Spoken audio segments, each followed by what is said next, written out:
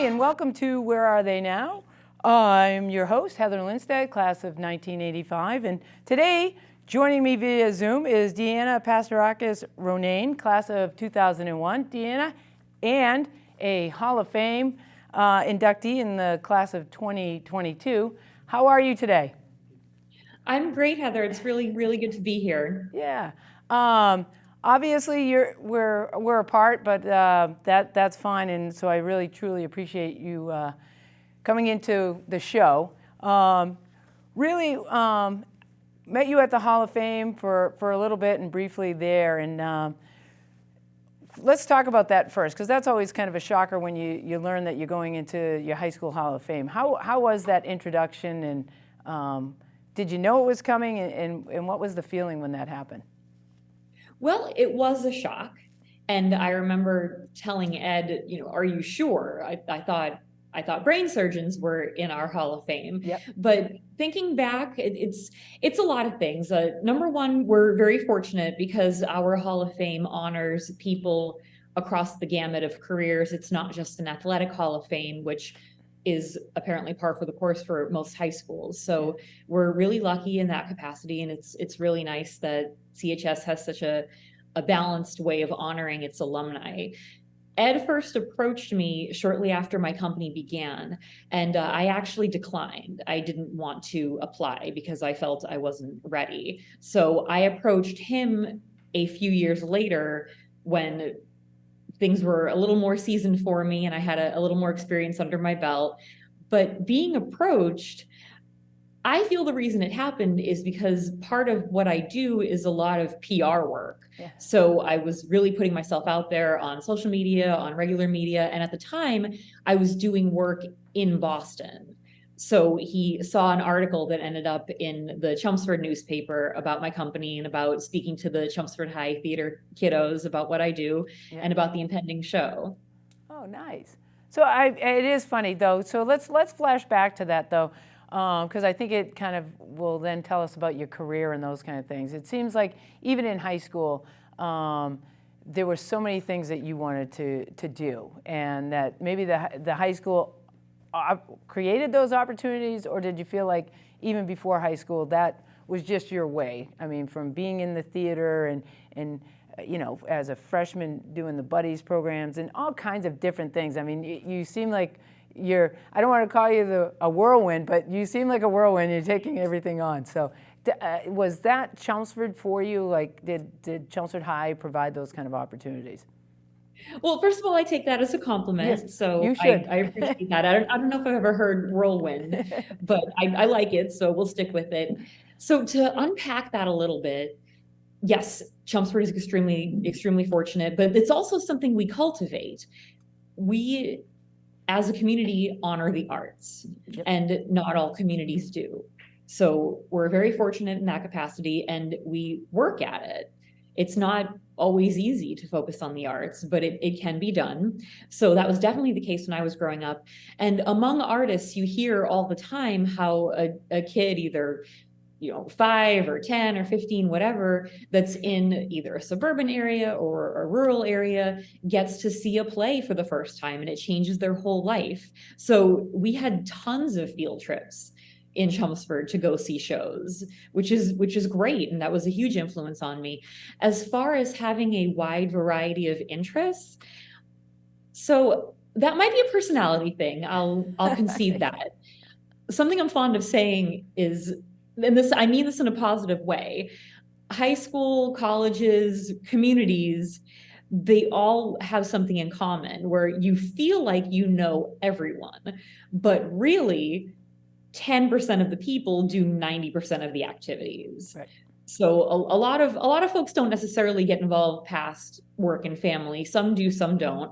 But then there's that little lot of us that tend to kind of have our fingers in a bunch of different things. Right. Was there one teacher though, as a freshman, right? You come into, and you talked about the theater, and it's always, oh my goodness, it's just like being on a sports team, right? Am I good enough to do this kind of thing? So was there one person that kind of influenced you as a freshman that you felt like really kind of said, you know what, you you have this, or you should, challenge yourself to be successful in this area? So there were teams of people Yep. at CHS that helped me. The team that was the creative team was Christopher Chu, Lauren Cochran, and Carl Rondina. And they were really good about balancing talent and balancing making sure that kids felt like they belonged, that there was a place for them. So yeah, absolutely. I felt supported, but I feel pretty strongly that that was the majority of us, that we all had a really supportive environment where we could learn, where we could get on stage, which is fantastic. And the other team of folks were just teachers that obviously enjoyed what they did, and also my guidance counselor, which was Mrs. Pat Mahoney. Yeah. And she was there for me every step of the way. There was the American Studies course, and I don't know if CHS still does that, but that was Mrs. Coffey and Mrs. Taylor, and it combined English and history. That class had a profound effect on me. It was very well done, and it was a real life living example of marrying these two things in a way that we could learn. And there was also a Mr. O'Keefe, who was a history professor, who just was a barrel of laughs. He clearly loved what he did. And as a freshman, I somehow ended up in a sophomore history class. It was some sort of scheduling thing that we worked out that way. And I was always made to feel comfortable and happy. And it was always a jovial environment. And that's when I would learn the most, when I would retain the most, when things were good energy and when there's a lot of passion behind them. So CHS was full of that. Right. So we're in the theater, where there are shows that really stuck out that you were a part of, and is that really something that really said to you, hey, this is my path? Yes. With a few branches. Okay. For a long time, CHS did a show a year where the students got to write it. Yep. And my path now is fringe theater for the most part. So it's new work, fringe work, individual work, up and coming work, grassroots work. So to say that that didn't influence me, that wouldn't be true, because clearly it did. But also CHS was just a powerhouse with taking on big productions that normally you would not see in high school. Right. There's a show called Noises Off that I was student director for my senior year. And that set not only required 2 levels, but the entire thing had to flip, because it was about theater people and it was about their interactions with each other. So you'd see the front of the set as the audience in this play would see it, and then another act and the entire thing would turn around. So you'd see the backstage. The thought of a high school doing that is pretty wild. I think even today it's pretty wild.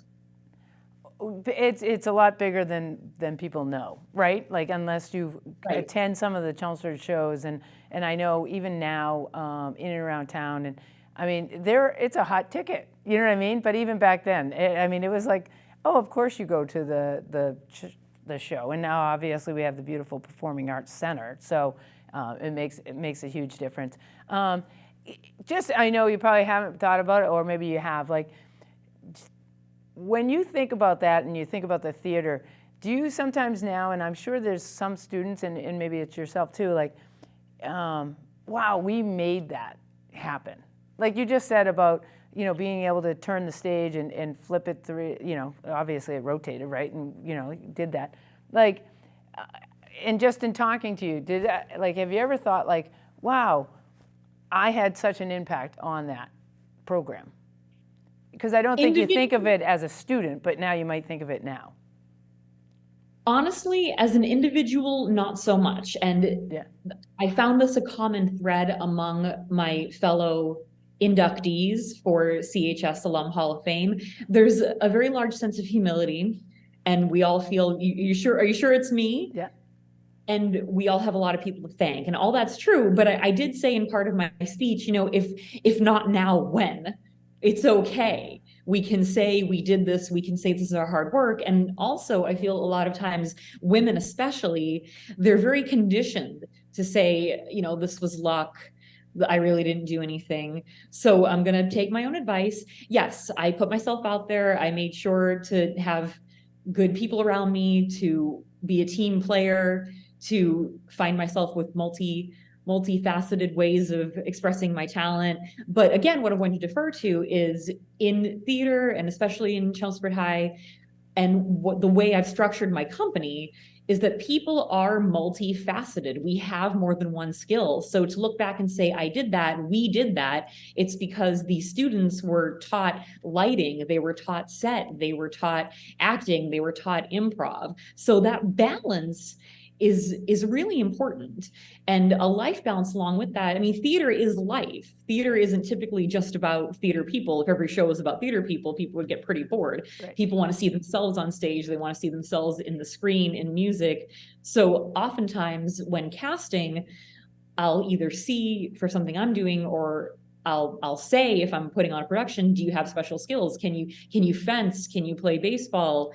Have you ever done karaoke? These are life events that will cross over for the stage. So it's important to have a few things kind of in your pocket for a skill set, and to realize that they're skills. So for those listening, you've got skills. Right. You got the skills. And so talk about that. So after, a great career at Chelmsford High School, though, then you found your way into college, and but definitely different career paths, right? I mean, or what you were thinking about majoring in and those kind of things. I mean, is that fair to say? Because it sounds like your personality, and it's still there, right? You're gonna make sure that you have different attributes and different things that you're gonna try and try to have success. So when you were leaving Chelmsford High, did you have a career path, what you wanted to do in college yet, or was it really that I'm gonna keep adventuring?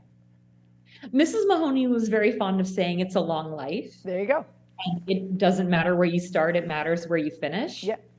So I took that to heart. And, I want to back up here because, in this scenario, being where I am in my career, being interviewed by my hometown, being honored by my hometown, I want to drive home this, once upon a time, this little girl who wanted to be Audrey Hepburn when she grew up. I'm no Disney princess, and my story was not a fairy tale. This was a difficult climb. In high school, my mom actually got extremely ill. She had breast cancer, but she survived. I had a very good community that was there for me during that time. In college, there were challenges. When I finished my master's degree, that was 2008, so nobody was hiring in the public sector. There were tons of challenges. The important thing is the ability to pivot. Yep. So for my undergraduate, I chose a liberal arts, and I stand by a liberal arts education all the way. For my master's degree, I actually thought I was going to go into the criminal justice field. That's what I wanted to do.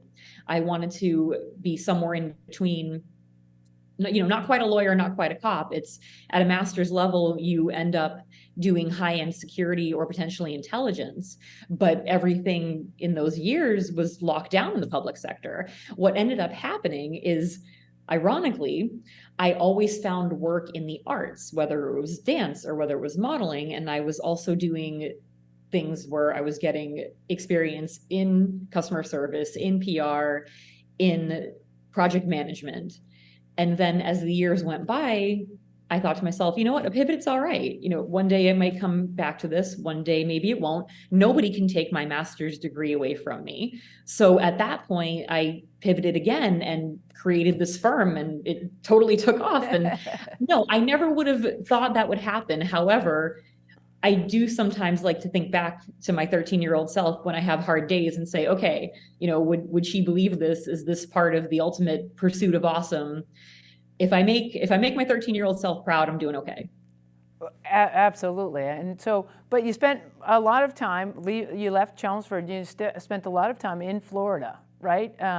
Was that purposeful, or did you want to get back here? And now you're in South Dakota. So how about the jump from, and not that I'm talking to you in South Dakota and you're in Mexico, but yeah. And how did that, and I guess I use the word adventurous because obviously that too. You've jumped around to travel, but I mean, you spent a lot of time obviously in Chelmsford, then to Florida and different things. I think you even went abroad, right, to Spain. Is that True. Did you do abroad? Yeah, that was Yep. that was So, during my so senior year. That was study abroad. right. So, and it's not easy for some people to leave in travel. So, like, talk about that. I mean, is it because of career choices or because of the adventure? So apparently, statistically, the majority of people don't live past 50 to 100 miles of where they grew up. Yeah. And I've always found that moving is very good for you, that new environments are very good for you, learning about other cultures is very good for you. So coming out of high school, I didn't want to just stick around in the town I grew up in. You know, you see the plays, you see the movies, I'm going to go find adventure. Yeah. So Florida was a great place to spend my 20s, and it's also an artist's haven. There's Disney, there's Universal, there's a wonderful Fringe Festival, there's the Orlando Shakespeare Center.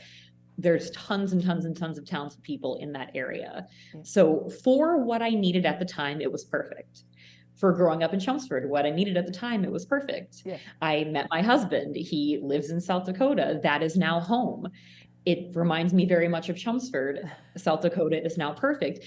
It depends on where you are in life, on what you want. I've never been intimidated by moving or by traveling because I've learned so much. Yeah. And even if I were to one day go back to Chelmsford or one day go back to Florida or whatever, it's all in how you frame it. Even if someone lives where they grew up, if as long as you're learning and you're growing and you're doing what's right for you, then it's all good. Right. And with the new technology and those kind of things, with your company, do you feel like you don't really have to live anywhere in particular? I mean, home right now is South Dakota. I know you're involved and you're writing plays and, right, doing productions, I'm sorry, and those kind of things. But do you feel like travel is there now and you can find wherever you want because of technology and you know, just you and I having this great time to talk?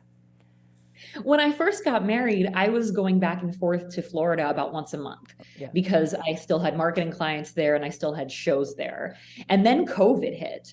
So with that move, actually, I was pretty sure I would have to switch focus because my firm covers both public relations for any company and public relations for theatrics specifically. So during that move, I thought to myself, you know, I might need to shift and do more of the marketing. And that actually has not ended up being true at all. And with COVID, we ended up switching one show from live to being a filmed version, and it was filmed with complete safety, with separating the actors and filming them all separately and doing like a almost like a black room to get it done. That show we had to shift totally. And I actually did start writing during COVID. I wrote my first one act during COVID, and now I'm writing my second. So this kind of brings us back to what we're talking about, where the important thing is the ability to pivot and to take the skills you have in order to do it. And you never know what might come of it. But yes, technology has been a huge factor, and the concern with traveling or with not being able to do things is greatly eased with it, and I think enriched by it. Yeah. Now, why did you decide on creating the company? Like, what was that final? You know, you talk about pivoting and stuff like that, but it was this final probably. I've got this idea that I really want to grab a hold of. Well, in those years where I was doing more mainstream work and I was getting skills such as customer service, project management, event planning, PR work, I still always worked in the arts. And I was cast in a production of One Flew Over the Cuckoo's Nest by Theater Downtown.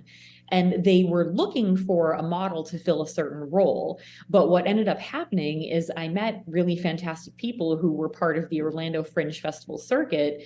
And it didn't take me long to realize that, number one, what I wanted to do, I wanted to be able to select. And the only way to do that is to become a producer. And number two, I realized I had a skill set with these two things that didn't necessarily go together. Yeah. When I give presentations, I typically start them with images back to back. They're next to each other. They're short videos. One is a flying fish and one is a swimming bird. So it's to remind people that people are multifaceted. They have more than one talent. So things that may not necessarily go together do end up working together. Michelin's a good example. They do tires and they do food. Right. There's a piano company that does, I think it's Yamaha, that does motorcycles and pianos. It happens. So people have multiple skills. A corporation can have multiple skills. So after that One Flew Over the Cuckoo's Nest, I had this great team of people that I met, and I was like, all right, I don't want to stop. Let's make this official and go from there. Yeah. From that, though, is there a next step, do you think? I know you like to pivot, but are you kind of where you want to be right now, or is there, and again, I know we all change in different ways, but is there a next step right now? So I'm a firm believer of when who you are is who you want to be, Yep. That's happiness, career aside. So my overall goal is balance. Yeah. But another thing that I mentioned during the Hall of Fame speech is if you're fortunate in your career, you go through a phase of, you struggle with not getting what you want, and then you are excited because you're able to do what you want, and then you want to give back. So that next phase is about challenging yourself, is about giving back, and what I can announce for now, I can't announce everything that's in the future, but what I can announce for now is I have been hired by my local university in South Dakota, by Northern State University, to write a piece for their theater students to take to the Edinburgh Fringe Festival, which is one of the largest in the world. So now I have an opportunity to be part of a learning curve for college students to see what it's like to be part of what was so important to me with Fringe and with writing. Right. Well, congratulations on that. Thank you. That is fabulous. So, so are the students working on it now, or it's in the future? They will be. Yep. I just finished the second draft of the piece. Yep. So I'm having my second wave of people looking at it to critique it and to give me feedback. So in this next wave, the students themselves that are interested in this program, they will be giving me feedback. And then they'll be working on what they need to do to complete their study abroad to begin. And rehearsals should begin in July, and then we'll be going to the actual festival in August. Wow, that's fabulous. Congratulations. Again, I know I just said that, but that's really great. And how many students are going to be involved? Like, how big is that program?